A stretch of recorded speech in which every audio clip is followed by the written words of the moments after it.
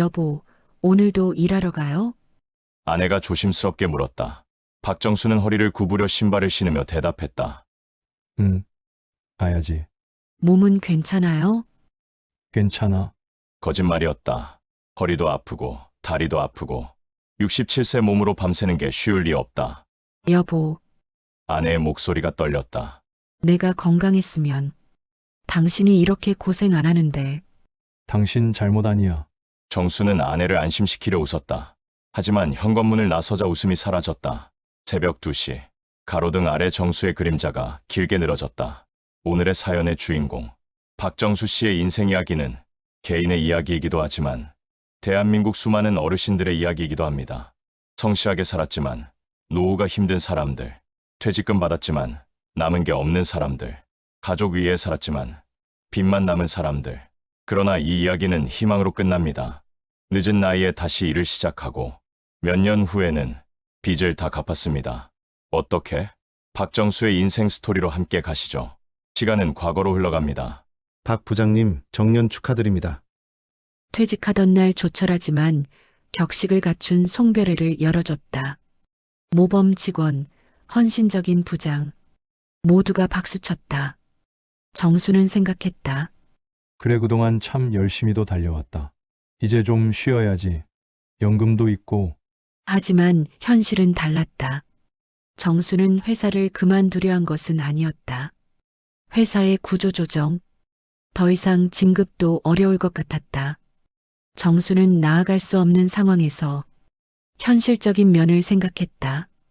명예퇴직하시면 할증 포함 퇴직금 2억 3천만 원 드립니다. 거절할 수 없었다. 정년까지 5년이 남았다. 버티기에는 회사 분위기가 험악했다. 회사 생활은 도전의 연속이었고 정수가 능력도 있었지만 그때마다 운이 좋았다. 생산직에서 시작해 사무직으로 전환, 부장까지 올랐다. 하지만 임원은 되지 못했다. 원래 정수가 생각했던 퇴직금은 3억 5천만 원이었다. 하지만 중간 정산을 2번 받았다. 집 구입할 때 부족한 돈 1억 원을 받았었고 아이들 교육비로 5천만 원을 받았다. 그래서 퇴직 때 받은 건 2억 3천만 원이었다. 퇴직 후에는 모든 것이 변했다. 그동안 익숙하게 봤던 환경도 대우도 무상으로 누리던 복지도 사라졌다. 이제는 온실 속에서 나와서 정글로 걸어가는 하루하루였다. 아내는 몇 달은 쉬면서 다음을 생각하라고 했다. 정수는 다음에 할 일을 생각했다. 2억 3천으로 뭘 하지? 주변에서 창업을 권했다. 치킨집이 잘 된다고 했다. 어릴 때 알바도 했던 경험이 있으니 할 수 있다고 생각했다. 5천만 원 투자했다. 2년 운영. 하루 12시간 일했다. 결과는 망했다. 배달앱 수수료, 임대료, 재료비, 적자만 쌓였다. 그러던 중 큰아들이 해외 유학을 가고 싶다고 했다. 유학 비용으로 7천만 원이 들어갔다. 둘째 아들은 그 사이 오랫동안 사귀던 여자친구와 결혼한다고 했다. 5천만 원 보탰다. 아버지 죄송해요. 아들들은 미안해했지만 정수는 줄 수밖에 없었다. 그 정도는 할 수 있다고 생각했다. 하지만 인생은 모르는 것이었다. 계획에 없는 일들이 생겼다. 어머니가 치매에 걸렸다. 요양병원에 모셨다. 병원비로 총 1억 2천만 원을 썼다. 생각보다 큰 비용들로 결국 정수는 대출을 받았다. 또 하나의 변수가 생겼다. 아내가 유방암 진단을 받았다. 수술비 3천만 원. 여보, 제가 암에 걸렸대요. 아내가 울었다. 아내가 아픈 것도 걱정되었지만 당장 병원비도 걱정되었다. 보험도 없었다. 정수는 집을 담보로 또 대출을 받았다. 아내가 아픈 기간 동안 집안은 엉망이었다. 아픈 어머니의 아픈 아내까지. 생활비, 병원비. 어느새 5천만 원이 또 나갔다. 그렇게 퇴직 이후 폭풍처럼 몰아치던 시간들이 지나갔다. 정수는 이제서야 현실을 다시 돌아볼 여유가 생겼다. 하지만 함께 몰려드는 두려움. 늦은 밤 정수는 책상에 앉아서 천천히 그동안의 일들을 기록하며 퇴직 이후의 큰 지출들을 계산해 보았다. 55세 퇴직, 67세 현재, 치킨집 창업 실패 5천만 원, 장남 해외 MBA 7천만 원, 차남 결혼 자금 5천만 원, 어머니 요양비 1억 2천만 원, 아내 암 수술 치료 3천만 원, 기타 생활비 5천만 원, 총 지출 3억 7천만 원, 수입 55세 퇴직금 2억 3천만 원, 비정규직 수입 1억 원, 총 수입 3억 3천만 원, 빚 부족분 4천만 원, 대출로 충당 4천만 원, 비정규직 수입으로 2천만 원 갚음, 남은 빚 2천만 원 이자 월 20만 원, 중간 정산으로 받은 1억 5천만 원 집교육비까지 합치면 총 평생 퇴직금 3억 8천만 원 중 실제 쓴 돈은 5억 2천만 원, 국민연금 월 65만 원, 55세 명퇴로 가입 기간 25년뿐, 빚 이자 20만 원 차감하면 실수령 45만 원, 아내 병원비 매달 30만 원, 암 재발 방지 약값, 남은 돈 15만 원으로 관리비, 식비, 공과금. 계산기를 두드릴 때마다 숨이 막혔다. 35년을 일했는데 중간 정산까지 합치면 거의 4억을 받았는데 남은 게 빚이야. 그날 밤 정수는 상황이 심각하다는 것을 뒤늦게 깨닫고 충격을 받았다. 쉽게 잠을 이루지 못했다. 새벽까지 생각들로 가득 차서 잠을 이루지 못하다가 해가 뜨고서야 일어났다. 정수는 일자리를 찾아서 더 열심히 뛰어야겠다고 생각했다.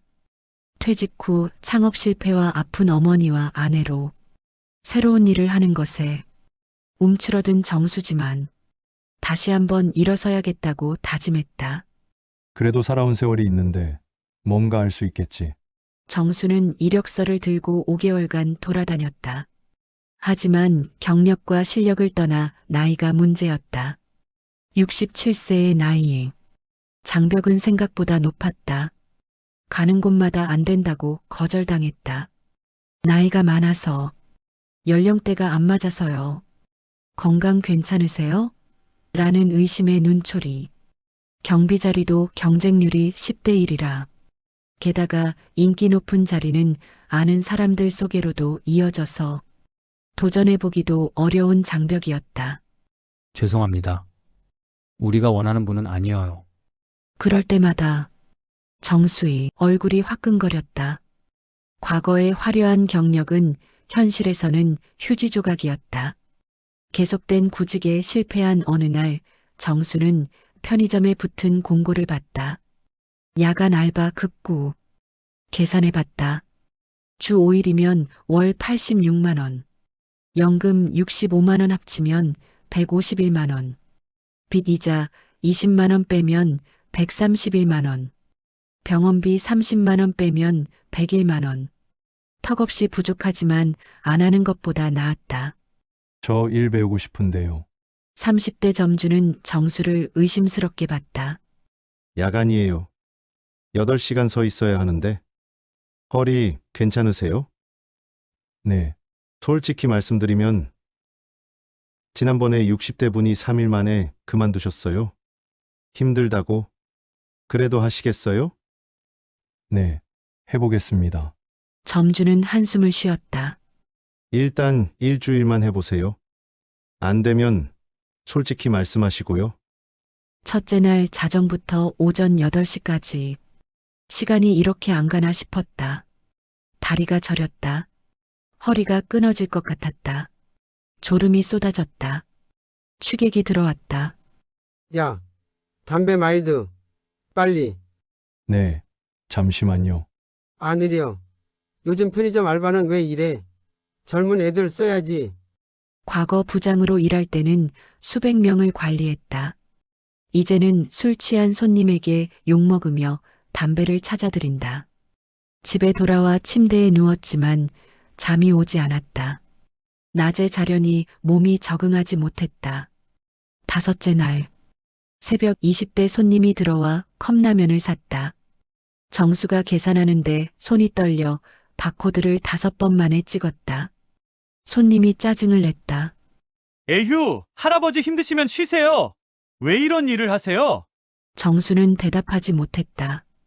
쉬고 싶어도 쉴 수 없다는 걸 어떻게 설명하나. 2주가 지났다. 정수는 낮에 잠을 자려 했지만 몸이 따라주지 않았다. 아내가 말했다.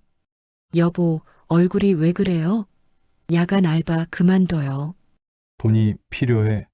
돈은 무슨 돈? 당신 건강이 먼저지. 그럼 병원비는 어떻게 내고 다음 달 관리비는? 정수의 목소리가 커졌다. 아내는 울먹였다. 내가 아프지 않으면 당신이 이렇게 고생 안 하는데. 미안해요. 그날 정수는 편의점에서 술 취한 손님과 다투다가 넘어졌다. 병원에서 서 있는 것은 무리라고 했다. 어쩔 수 없이 편의점을 그만두어야 했다. 한 달 후 딸이 정수에게 전화했다.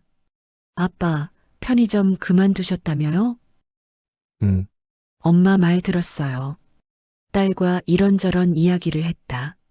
멀리 살고 있는 딸이어서 자주 연락하지는 못한다. 정수는 딸의 목소리가 반가웠다. 정수는 일한다고 늘 바빴기 때문에 자식들과 그리 친한 사이는 아니었다.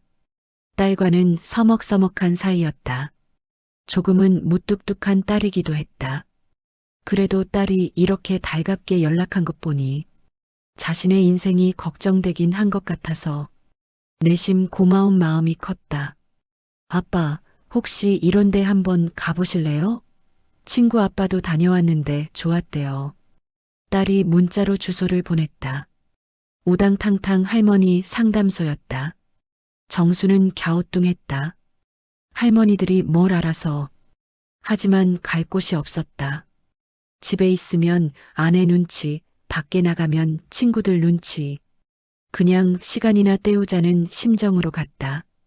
그렇게 정수는 상담소를 찾았다. 가정집은 개조한 사무실인데 편안한 분위기였다. 정수가 조심히 문을 열고 들어섰다.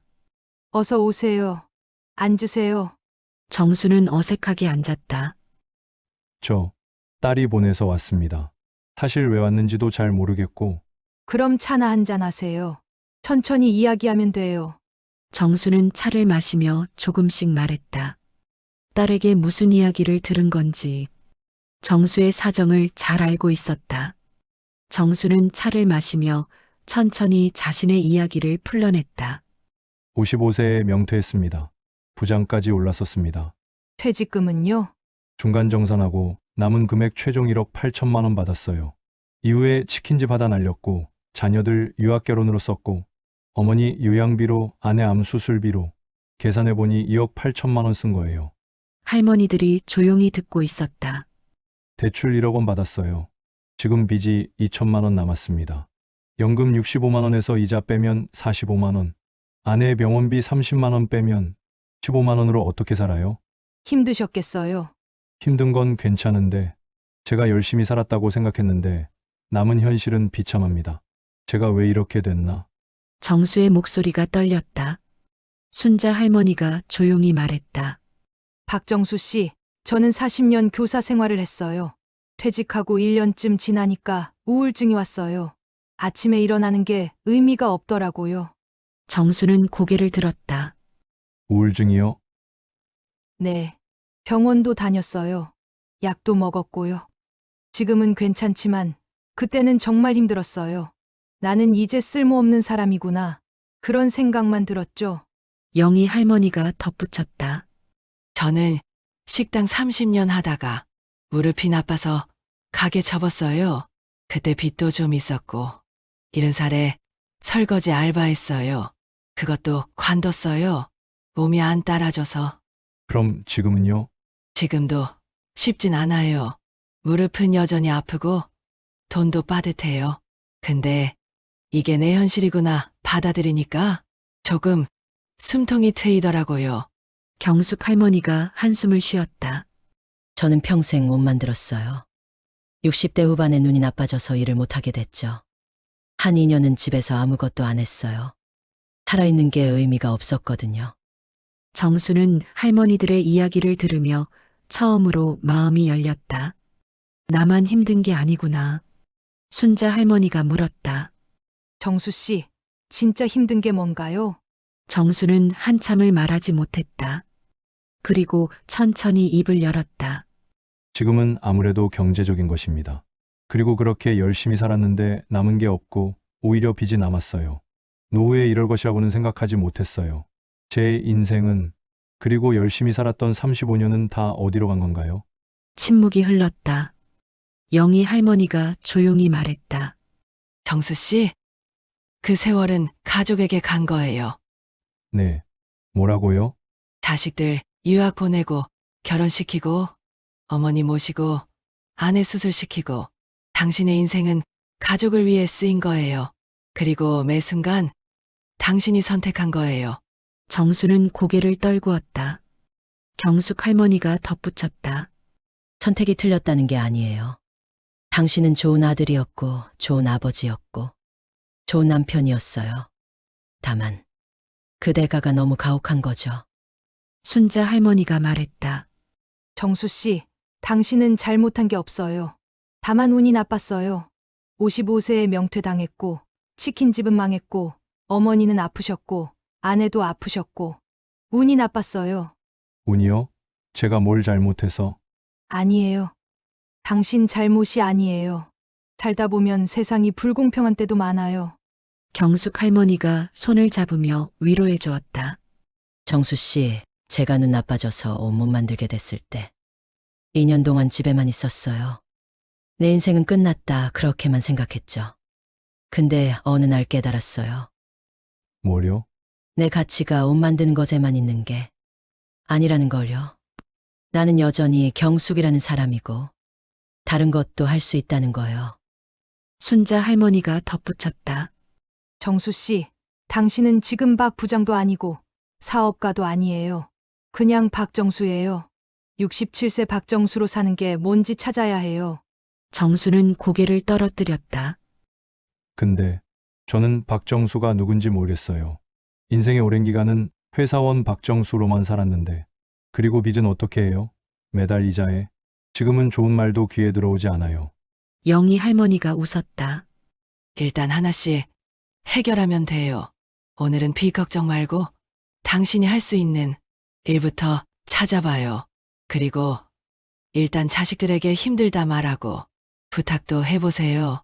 정수는 고개를 끄덕였다. 한결 가벼운 마음으로 정수는 차를 마시고 살짝 웃음도 지었다. 한 달이 지났다. 정수는 다시 상담소를 찾았다. 할머니들 다시 왔습니다. 어떻게 지내셨어요? 사실 여전히 힘들어요. 집에서는 아내 눈치 보이고 친구들 만나면 너는 뭐 하냐는 질문이 부담스럽고 편의점은 다시 못 하겠고요. 순자 할머니가 물었다. 혹시 하고 싶은 일 있어요? 글쎄요. 평생 회사 생활만 해서 다른 건 생각해 본 적도 없어요. 경숙 할머니가 제안했다. 그럼 일단 몸을 움직여 보세요. 집에만 있으면 생각만 더 복잡해져요. 봉사라도 해보고 동네 산책이라도 해보고. 봉사요? 67살에 무슨 봉사를. 영희 할머니가 웃었다. 70 넘은 우리도 하는데 67살이 뭐가 늙어요. 그리고 봉사는 남 도와주는 게 아니라 자기가 필요한 사람이라는 걸 확인하는 거예요. 3개월이 지났다. 정수는 주 2회 동네 경로당에서 점심 배식 봉사를 시작했다. 자신보다 더 나이 많은 어르신들께 밥을 나눠드렸다. 처음에는 내가 왜 이런 일을 싶었다. 하지만 어느 날 한 할머니가 말했다. 아이고, 총각.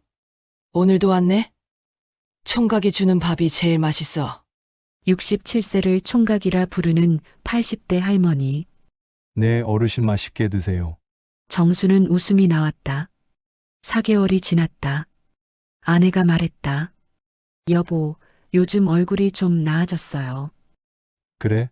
응. 퇴직 후에는 얼굴이 죽어 있었는데 요즘은 좀 밝아졌어요. 사실 경제적으로는 여전히 빠듯했다. 하지만 정수는 더 이상 쓸모없다는 생각이 들지 않았다. 정수는 상담소를 찾았다. 할머니들 또 왔습니다. 요즘은 어때요? 여전히 돈은 빠듯해요. 그래도 예전보다는 좀 낫네요. 봉사 다니면서 사람들도 만나고. 순자 할머니가 물었다. 그래도 아직 힘들죠? 네, 솔직히요. 가끔은 내가 왜 이렇게 됐나 싶어요. 친구들은 손주들 여행 보내주고 있다고 하는데 나는 아직도 돈 걱정하고. 영희 할머니가 말했다. 정수 씨, 남이랑 비교하면 끝이 없어요. 남은 남이고 당신은 당신이에요. 경숙 할머니가 덧붙였다. 완벽한 노후는 없어요. 우리도 여전히 힘들어요. 다만 조금씩 받아들이는 법을 배우는 거죠. 1년이 지났다.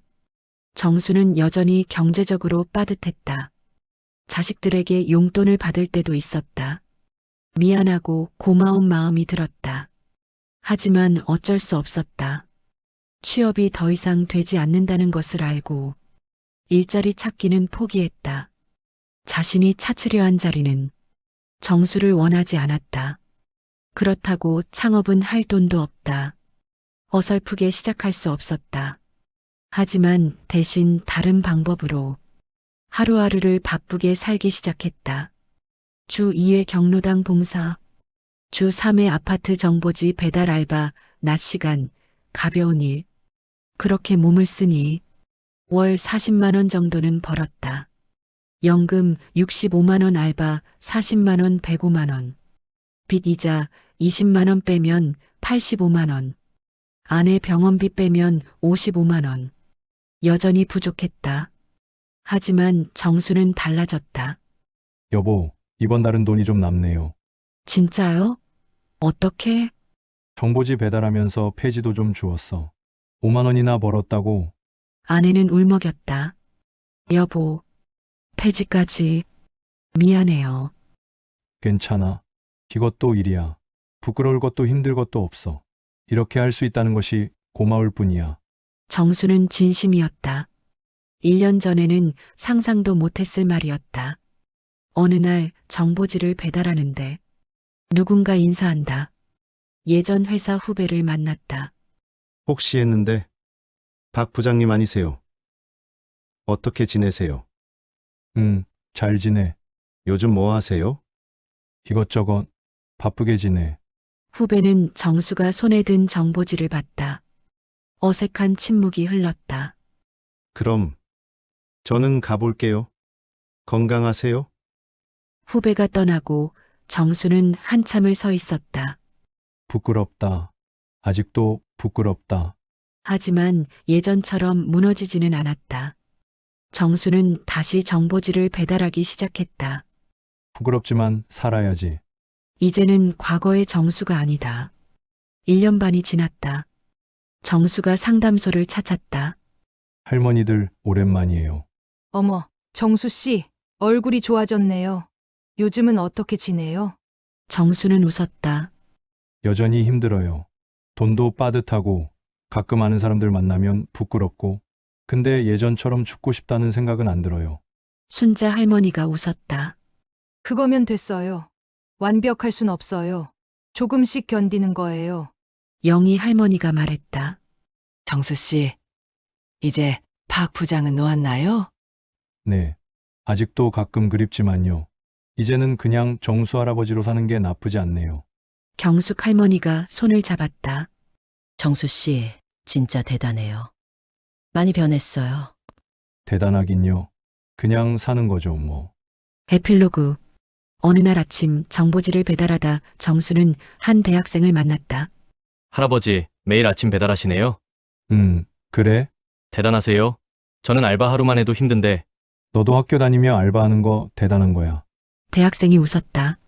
할아버지, 화이팅이에요. 정수도 웃었다. 화이팅이라. 67살의 화이팅이라니. 하지만 기분이 나쁘지 않았다. 2년 후 근황. 정수는 여전히 정보지 배달과 봉사를 한다. 경제적으로는 여전히 빠듯하다. 자식들에게 가끔 용돈을 받는다. 친구들 만날 때는 여전히 조심스럽다. 하지만 더 이상 쓸모없다고 느끼지 않는다. 아내와의 관계도 조금 나아졌다. 여보, 오늘 뭐해요? 하고 물으면 나 봉사 가야 되라고 자신있게 말할 수 있는 갈곳이 생겼다. 봉사활동은 또 다른 살아가는 이유가 되었다. 정수의 삶은 완벽하지 않다. 여전히 힘들다. 하지만 견딜만하다. 정수의 마지막 독백. 저는 아직도 가끔 힘듭니다.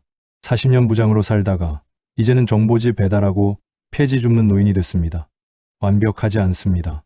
여전히 돈 걱정하고 부끄러울 때도 많습니다. 하지만 살아있습니다. 그리고 할머니들이 말했듯이 살아있는 것만으로도 대단한 거랍니다. 저는 이제 박 부장이 아닙니다. 그냥 정수 할아버지입니다. 그리고 그것도 괜찮습니다. 우당탕탕 할머니 상담소. 오늘도 현실을 말합니다. 현실은 해피엔딩이 아닙니다. 그냥 조금씩 견디는 겁니다. 박정수 씨의 이야기 어떠셨나요? 35년을 일하고 받은 퇴직금, 중간 정산까지 합치면 거의 4억에 가까운 돈이었습니다. 하지만 그 돈은 모두 가족을 위해 쓰였습니다.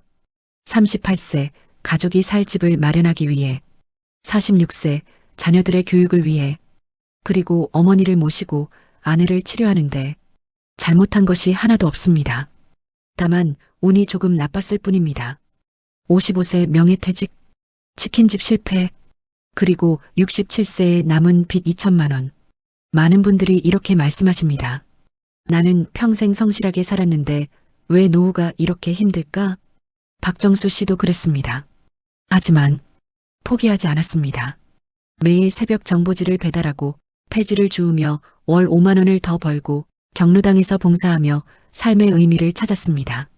그리고 무엇보다 우당탕탕 할머니 상담소를 찾아갔습니다. 천천히 갚으면 됩니다. 5년이든 10년이든 할머니들의 말씀대로 박정수 씨는 7년 동안 매달 이자 20만 원, 원금 20만 원씩 꾸준히 갚았습니다. 그리고 74세 빚을 모두 갚았습니다. 지금 79세 박정수 씨는 이렇게 말씀하십니다. 35년 회사 생활보다 부장 승진보다 74세에 빚 2천만 원 갚은 게 더 자랑스럽습니다. 왜냐하면 이건 누가 시킨 게 아니라 제가 포기하지 않고 해낸 거니까요. 대한민국 노인 빈곤율 40%, 10명 중 4명의 어르신이 경제적으로 어려움을 겪고 계십니다. 박정수 씨 같은 분들이 결코 특별한 경우가 아닙니다. 혹시 지금 이 영상을 보시는 어르신 중에 비슷한 상황에 계신 분이 계신가요? 빚이 있으신가요? 나이가 많다고 생각하시나요? 희망이 없다고 느끼시나요? 박정수 씨가 여러분께 말씀하십니다. 포기하지 마세요. 나이는 중요하지 않습니다. 빚의 크기도 중요하지 않습니다. 중요한 건 포기하지 않는 것입니다. 천천히 가세요. 5년이든 10년이든 끝까지 가면 됩니다. 함께 해주셔서 감사합니다. 우리들의 살아가는 이야기. 다음에는 다른 사연에서 만나요.